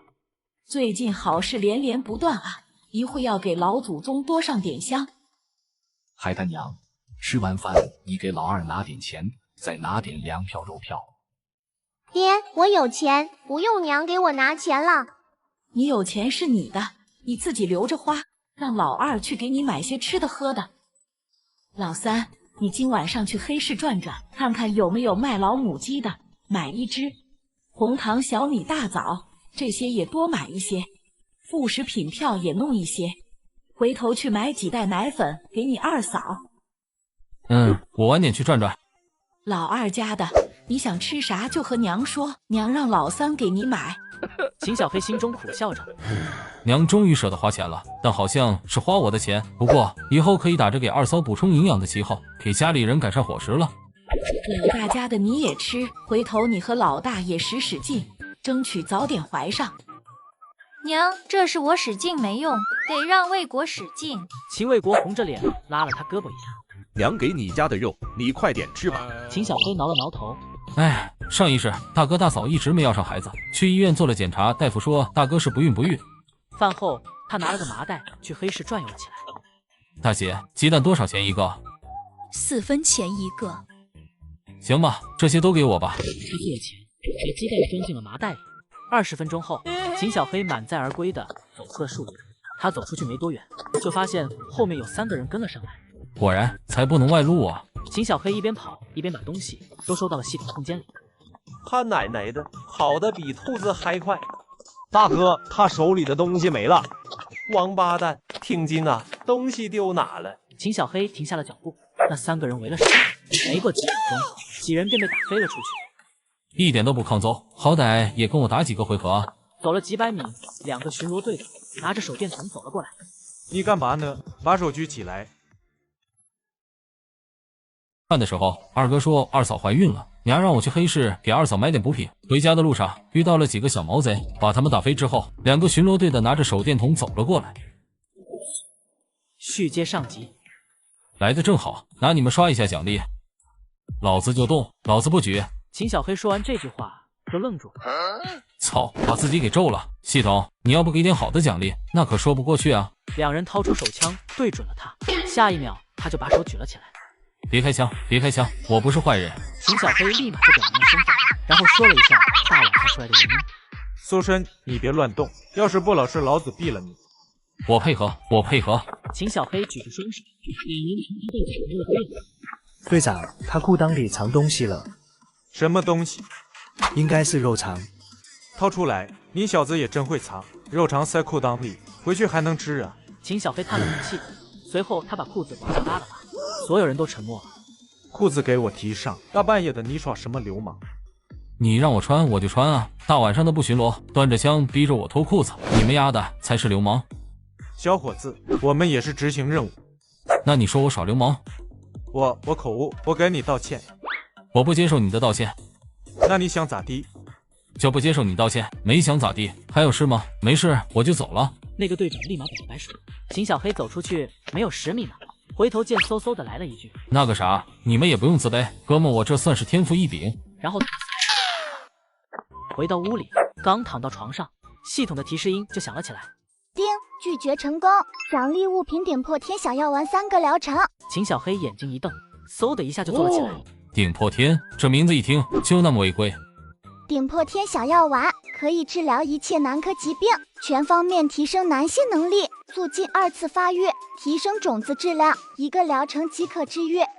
我心里还一直想着要怎么帮大哥解决不孕不育的问题呢，有了这个小药丸，问题就解决一半了。拒绝成功，触发特殊奖励，奖励宿主特殊道具多面，佩戴后宿主可以改变自己的容貌，最多可以记录3个人的容貌。记录3个人的面容，是不是我只能变成3个人的样子？可以这样理解。那声音会跟着改变吗？只能改变容貌，身形和声音不能改变哦。也行，还有什么自行车？先放着吧，等需要的时候再用。第2天，钓完鱼的秦小黑去供销社买了10袋准备，刚走出来就遇到了王胜利和柳如烟。哟，老三，买这么多奶粉啊？你家也没孩子，喝不着这东西。你看我今天结婚了，这2袋奶粉算你随礼了。王胜利说着就伸手去拿了，秦小黑往后退了2步。你脸真够大的，你结婚要我2袋奶粉？你就是今天出殡，我也不能随这么大的礼。老三，你咋说话呢？今天是我大喜的日子。你俩结婚是领的结婚证，又不是抢劫证。王胜利眼睛一瞪，就想过去打秦小黑。柳如烟急忙拽住了他。胜利，咱不和他一般见识。今天是咱们大喜的日子，见了红不好。见红？孩子都生过了，还想见红呢？反了你了！王八蛋，你再说一句。我说你衣服挺新的，就是穿了1双旧鞋。请老三，你再胡咧咧，我和你拼命，你知道个啥？他本来就是我的人，孩子都是。胜利哥，柳如烟急忙捂住了王胜利的嘴。卧槽，想也知道下一句要说什么了。原来他俩早就暗度陈仓了。孩子是王胜利的，李大花肯定也知道这些事，是老王八犊子把你儿子穿过的破鞋给老子。胜利哥，咱俩回家吧，爹娘还等着咱俩回去磕头呢。快回家。丁，拒绝成功，奖励特殊物品月老红绳1根。丁，拒绝成功，奖励鲜牛奶1吨，月老红绳。2个目标必须是同类，使用后他们会死心塌地的爱上对方，效果3个月，不限男女。我要是把红绳给柳如烟和王胜利他爹用上，或者用到李大花和他们院那个老光棍身上，也挺热闹的。不急着用，慢慢斟酌斟酌。是邻居李大花给我介绍了个带孩子的俏寡妇，结果她卷走了我家所有的东西跑路了。重生后我发现俏寡妇的孩子竟然是李大花儿子的。续接上集。回到家后，秦小黑躺在床上复起了牌。听王胜利今天说的话，孩子极有可能是他的。既然他俩有奸情，李大花把柳如烟塞给我图的是什么？上一世这娘们跑路后怎么都找不到人了，没有他们的帮助，他是怎么离开的？这一世历史改变了，他还会带着孩子离开龙城吗？算了，不想了，以后少不了和他们打交道，慢慢查。我有系统，还怕没能力查明白吗？眼下最要紧的是去寺庙里看看有没有什么能吸收的东西，上次奖励的多面还没拿出来用呢。嘿嘿，这偷鸡摸狗的事还得你胜利哥来干。大黄，过来，今天多亏了你。秦小黑手一甩，鱼就朝着大黄砸了过去。大黄大口一张就把鱼吞下去。真不错。你丫的是猪八戒的亲戚吧？搁这吃人参果呢。主人，下回你弄点料酒，葱姜蒜，把鱼腌一下，要不然吃起来太腥了。我给你把鱼炖熟了，再给你点上2根蜡烛，找2个小母狗陪着你吃呗。老大，我从小就没了蛋蛋，母狗就不要了，多给我2条鱼就行。3更半夜，秦小黑假扮成王胜利，鬼鬼祟祟地出了门。他利用飞毛腿开始吸收龙城寺庙的佛像。丁，吸取完成，本次吸取升级能量2384800点。系统升级。丁，系统等级提升至14级，剩余升级能量不足以升级，请宿主再接再厉。下午，秦小黑被外面的说话声给吵醒了。李婶，俺爹娘他们去上班了。那我就和你说了，俺家胜利结婚娶媳妇了，这个星期天摆酒席，想着咱们2家的关系，我得亲自来说一声，到时候你们一家都去。对了，你爹娘和老三算一家，你2口子算一家，老二算一家。这老王八犊子想的还挺美。随后他嗖的一下冲到了屋外。李婶，俺家没分家，按规矩俺爹随1份礼钱就行。老三，你这话说的，我知道你们没分家，可你大哥和2哥成家了。再说了，你们随1份礼钱，这么一大家子都去吃席，街坊邻居咋说啊？那我们不去，礼钱省了，你们还能省点饭菜。老三，你这说的啥话？你大哥2哥结婚，我们可都去了。啊，对，随了1毛钱，那可是都来了，一家4口连吃带拿的，不知道的还以为你来进货了呢。老三，你这是啥意思？嫌我吃你家东西了？那行，我儿子结婚，你家不用去了。886，慢走不送。李大花气急败坏的转身就走了。大哥，你俩今天没去上班啊？早上吃饭的时候，你嫂子说身子不舒服，娘说可能是怀孕了，我这不请了假，正要带她去医院。哦，这样啊，那我陪你们一起去吧。秦卫国点了点头。到了医院之后，秦小黑留外面看车的，2口子就进去检查了。1个多小时后，俩人邋遢着脸出来了。大哥，结果咋样？秦卫国摇了摇头，你嫂子没怀上，没怀上就没怀上呗。大哥大嫂，你俩还年轻。老三，你大哥身子不行，他再使劲也没用。那个，咱们回家说，回家说。和上次一样，回去路过包子铺，秦小黑买了一些包子。回到家之后，眼看两人要回屋，秦小黑急忙叫住了他们。大哥大嫂，你们2个进正屋，我有事和你们说。老三，你有啥事晚点说，让我和你大嫂待会。大哥，说的可是生孩子的事，我有办法治你的病。老三，俺这辈子没孩子，也不借种。秦小黑脸猛的一下就红了。大嫂，你说啥呢？我有药方，药方。医生都说你大哥治不好了，你能治？大嫂，你忘了柏大爷的事了，他都快死了，吃了1颗我给的药，人就活了。张大侠拉着秦卫国，跟着秦小黑进了屋里。秦小黑拿了个素包子，丢给了大黄。去，一边待着去。随后，秦小黑把一个小葫芦递给了秦卫国。大哥，这里面有2000碗，你要一次性吃完。啊，2000碗当饭吃的。快吃吧，大哥，吃完就好了。秦卫国飞快地吃完了药丸。当家的，你感觉怎么样？吃完身上很热，感觉想尿尿。大嫂，你放心，3、5天内就能有效果。我大哥这是小毛病。对，小毛病。大嫂，我大哥的事情，咱3就别往外说了，爹娘知道了，跟着着急。他吃了药，3天后你俩再去医院检查检查。我大哥这人要面子，这种事说出去，你咋让他做人？俺不说，俺家老爷们的面子，俺得给他护着。陪着大哥大嫂去医院看病，出来后大嫂说大哥是不孕不育，要不上孩子。回到家后，我把系统奖励的顶破天小药丸给了大哥。续接上集。丁，拒绝成功，奖励物品满汉全席2桌。李大花，他也忘我啊，这玩意我们一家人能吃2个多月了。随后秦小黑打了声招呼就出去了。大黄，我出去办点事，你看家。来个肉包子。我看你长得像肉包子。主人，你怎么把门锁了？不锁门，那就是肉包子打你，有去无回了。秦小黑骑车赶到了朝阳门，把自行车往系统空间一收，然后就是一城墙。丁，发现含有升级能量的物品是否吸收？吸收。丁，能量吸取中，请稍后。丁，吸取完成。本次吸取升级能量19亿3404万4000点。我还他妈的钓什么鱼啊！整个龙城对我来说就是个刷经验的圣地啊！系统升级。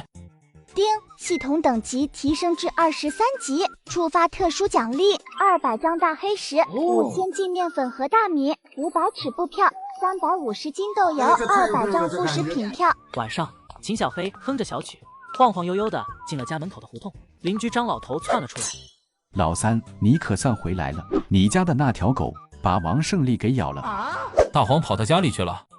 不是，是他跑咱们院里来了，好像是要打狗吃肉，你那条狗给他咬了。他这是偷是抢，咬死他都不多。老三，你小点声，李大花带了个公安在你家呢。秦小黑迈步进了屋。老三，你咋才回来？还能为啥？肯定是听到消息不敢回来了。我听到什么消息了？别装糊涂，你的狗把俺儿子给咬了。哦，他没事跑我家门口干嘛？星期天胜利结婚要摆酒席，买不着肉，这不就想着把你的狗买过去，杀了吃肉，过来发现你不在家，想走的时候你的狗就疯了，把它给咬了，你得赔我医药费和营养费，还有误工费。李大花，你这编故事的能力不错啊，你怎么不去写样板戏啊？公安同志，你了解清楚情况了吗？院里的人都问了吗？问过了，是王胜利来了一趟，看你家没人，就想要打那只狗，那条狗被追的没办法了，才开口咬人的。你都听到了吧？不问自取是为偷，小偷进院偷东西被狗咬了，还要我赔钱啊？你咋想的？告诉你，老子1分不赔。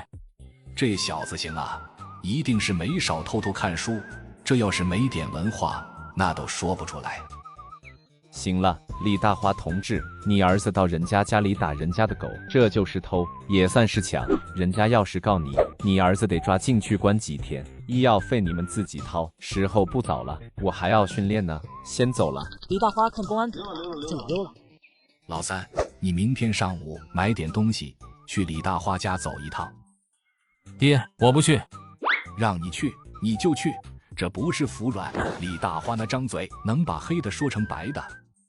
那我去，我明天一早就去。老三，你明天下午去，5点多，正好大家都下班了，在院子里洗菜做饭，人多。哟，二哥，头痒痒的，要长脑子了。秦宝家抬手拍了秦小飞一下。什么话这是？丁，拒绝成功，奖励特殊物品，狗芝士稠药粉1瓶，使用后目标身上会携带特殊气味，会引起犬类的疯狂攻击。明天去看王胜利的时候，正好给他家里人用用。丁，拒绝成功，奖励物品金疮药2斤。秦大山往大黄那扔了一个肉包子。这家伙比我想的厉害，当年打仗要有这么一条狗就好了。你小子明天别忘了去李大花家里。忘不了，您等着瞧，好吧？你这小子又憋着什么坏了？我还能憋什么坏？当然是要试验一下药粉的效果了。第二天，秦小飞提着鸡蛋去了王胜利家门口，他抬手敲了敲门，过了好半天，柳如烟开了门。你咋来了？嫂子，我来看看胜利哥。请老三，你给我进来。秦小黑进了屋，就看到了躺在床上的王胜利。就拿这么几个鸡蛋上坟烧报纸，糊弄谁呢？钱呢？什么钱？你不是来送医药费的？车轱辘话我就不跟你说了。今天我能来，是我爹说咱们是多年的街坊了，不好把关系闹僵，让我拿点鸡蛋过来，给你补补身子。秦小黑往旁边靠了靠，把鸡蛋往前一送，药粉洒到了王胜利身上。我不要，你拿走，这事没完，我要找公安抓你，把你的狗打死。话刚说完，李大花拿着鸡毛掸子气冲冲地走了进来。系统奖励了我1瓶狗芝士稠药粉，我带着鸡蛋去了王胜利家，准备对付他。续接上集。凭啥不要？这是他们老秦家该给的。老三，我告诉你，这医药费你不给也得给。公安不管，我去找街道主任。我就不给，你找去吧。李大花把鸡毛掸子往秦小飞身上砸了过去，秦小飞一闪，一下子就砸中了王胜利受伤的那条腿，疼得他吱哇乱叫。你儿子结婚买不到肉，那这婚就别他妈结了，还摆什么酒席？他趁机把药粉偷偷弹了起来。丧门星，你看看你，刚和胜利领了证，就给家里招灾了。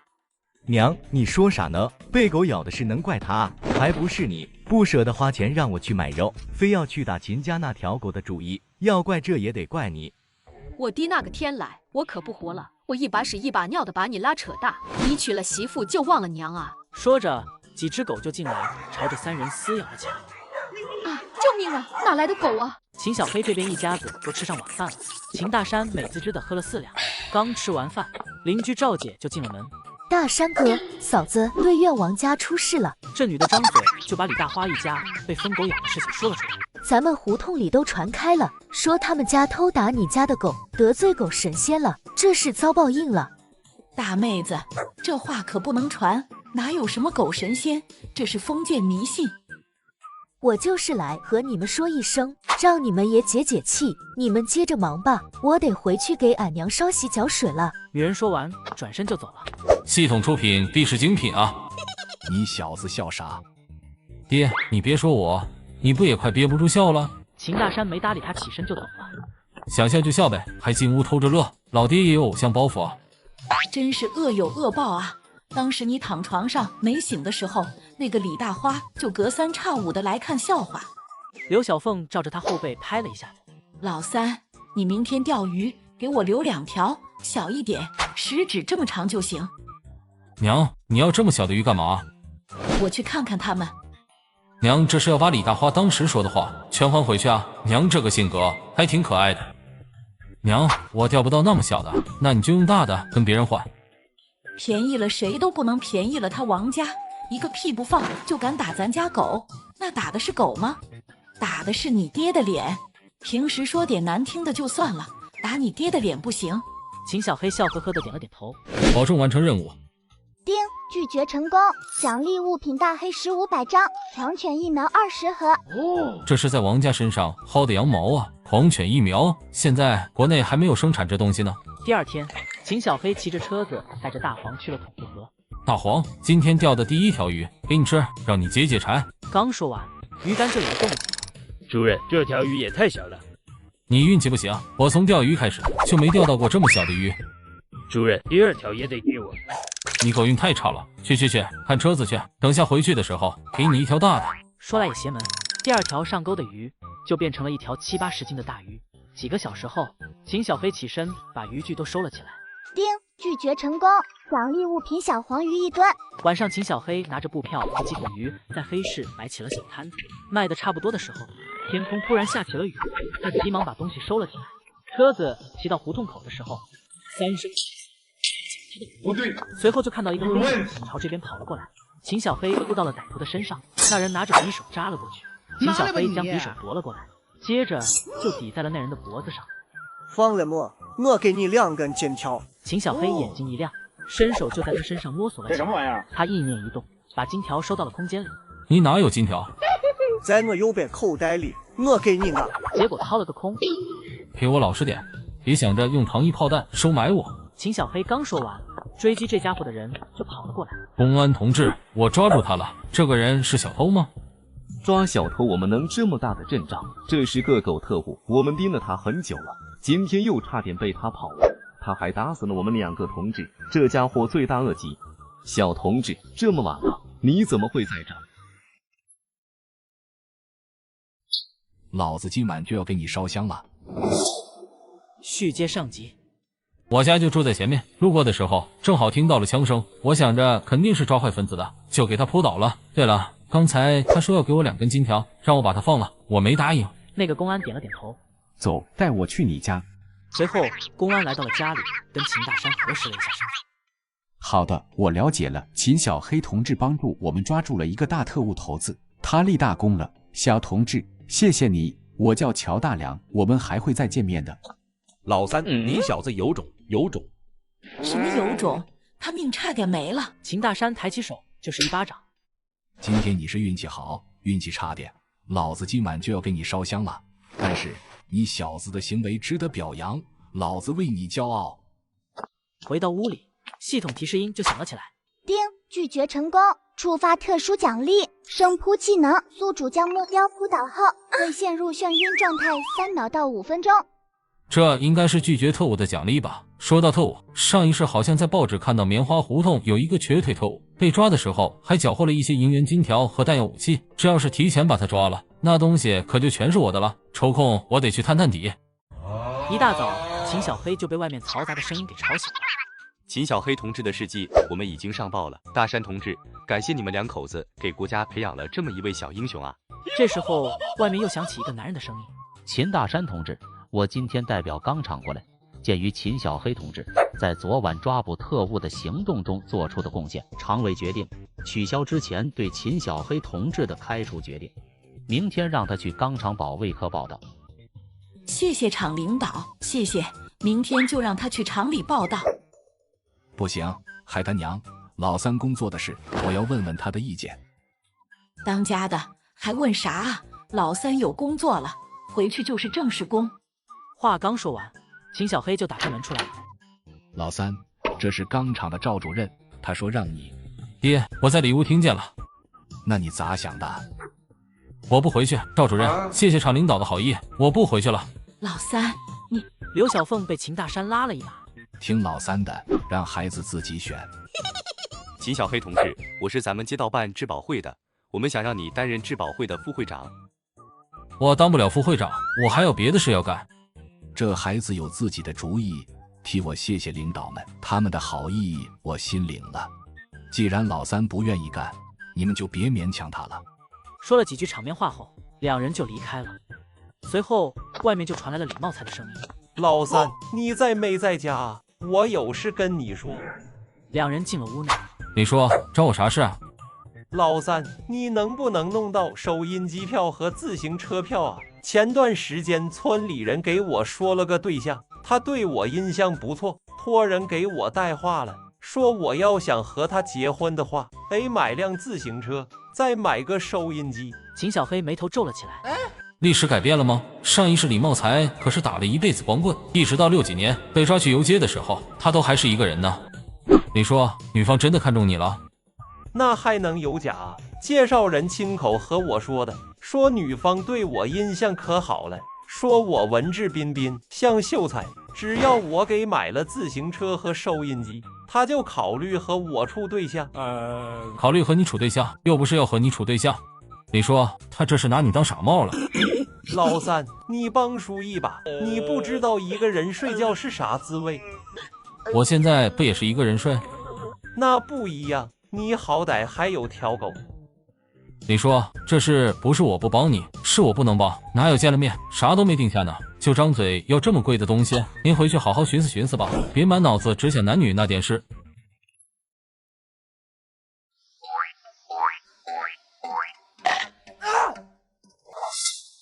续接上集。丁，拒绝成功，奖励物品手枪子弹1万发。丁，奖励物品金矿生成卡，在宿主指定区域生成一个金矿富矿脉，每吨矿石可提取20克黄金，总计可开采黄金20吨。触发特殊奖励，感知技能。秦小黑眼睛瞪了起来，这奖励超出了他的想象。随后，秦小黑骑着车子，带着大黄就奔着棉花胡同去了。远远的，他就看到了胡同口那摆了个算命的摊子，一个穿着旧军装的老头坐在那正给人算着命。大黄，等下你跑到那个算命摊呢，去旁边撒泡尿，顺便闻闻那个老头身上的气味。大黄点了点狗头，奔着那个算命摊就过去了，随后就开始了他的表演。妈呀，谁家的狗尿我一身，滚一边去！大黄，过来。秦小黑跟那女的道了个歉，就带着大黄进了胡同。老大，那个人像你爹？像你爹？秦小黑没好气的瞪了他一眼。老子带你出来，找爸爸来了，你当老子是小蝌蚪啊？老大，我是想说，他给我的感觉和大爷有点像，他很危险，但不如大爷那么危险。秦小黑明白大黄啥意思了，那个瘸腿老特务身上也有杀气。他是特务，肯定杀过人，不好对付，赶紧闻，找到他家再说。大黄没再说话，鼻子用力的嗅了嗅，然后带着秦小黑往前走了。老大，就是这。秦小黑左右看了看，两边都没人，随即找了个草丛躲了起来。老大，他来了。大黄咬。大黄嗖的一下就冲了上去，咬住了那老特务的右胳膊，同时秦小黑朝着那个老特务扑了过去，一阵眩晕感袭来，那老特务就倒地上翻起了白眼。秦小黑搜了一下身，找到了2把手枪，还有2枚手雷，随后就把人捆了起来。哎，这不是刚刚的小伙子吗？你咋把老王头给捆上了？他是特务，大姐，你看，这是我从他身上搜出来的东西。我操！妈呀，真是特务啊！大姐，我带他进去，等下公安同志来了，您把他们带过去。行，这事包我身上。秦小黑一脚踹开他屋的门，把那老特务往地上一丢，人就醒了。他用力的挣扎起来，可他那点力气根本就不够瞧的。秦小黑转身蹲到老特务跟前，扯掉了他嘴里塞着的布条。放了我床那有块板子，挪开下面有个地窖，里面有金条，我全给你。我不放。秦小黑说完就一拳把他给打晕了。老子要不是想拿奖励，都懒得和你废话。说完他就起身到了床那，确实有一块板子，他打开的时候心里冒出来一股子危机感。有鬼雷！他伸手把里面的东西收到了空间。过了20分钟，公安就到了。小秦同志，真是你！来的路上，他就了解到了一些情况，他立马就想到了秦小黑。乔大哥。随后，秦小黑就编了一套说辞。小秦同志，这件事我们已经通知给你们街道办和你单位了，谢谢你又帮我们抓到了一个特务。这是我应该做的。俺爹常说，现在的好日子来之不易，不能让那些王八犊子给弄没了。乔大良笑着点了点头。小秦同志，你想不想来我们这工作？你小子胆子大，观察能力也可以，我们需要你这种人。秦小黑急忙摇了摇头。不行，俺娘胆子小，前天抓特务的事，让她这几天都睡不着觉。我要是来这干，她天天提心吊胆的，没几天身子骨就不行了。乔大良点了点头。自古忠孝两难全，你小子是个孝顺的孩子，以后要是你再遇到坏分子，遇到特务，我还抓。秦小黑回答得很是干脆。乔大良满脸赞许的点了点头，然后拍了拍他的肩膀。以后要是发现什么坏分子和特务，就过来找我，别自己往前冲了。要不是你的狗，他就把枪掏出来了。你小子不能每次都这么走运。乔大哥，我知道了。行了，回去吧。秦小黑骑车回到院门口的时候，刚下车就听到了系统的提示音。丁，拒绝成功，奖励物品北极洞虾2吨，大黑石500张，全国粮票2000斤。